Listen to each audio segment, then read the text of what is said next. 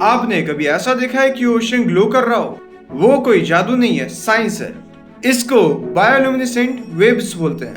Nature का खुद का एक लाइट शो जो कि एक माइक्रो ऑर्गेनिज्म प्लैंकटन की वजह से होता है। जब भी ओशन में मूवमेंट होता है आइदर बाय वेव्स और फुटस्टेप, ये ऑर्गेनिज्म लाइट एमिट करता है केमिकल रिएक्शन से, जस्ट लाइक फायरफ्लाइज। ये नेचुरल लाइट शो आप Maldives, Puerto Rico and California में देख सकते हैं। ये चीज दिखने में बहुत ही सुंदर दिखता है। क्या आपने कभी ऐसा कुछ देखा है? कमेंट करके बताइए।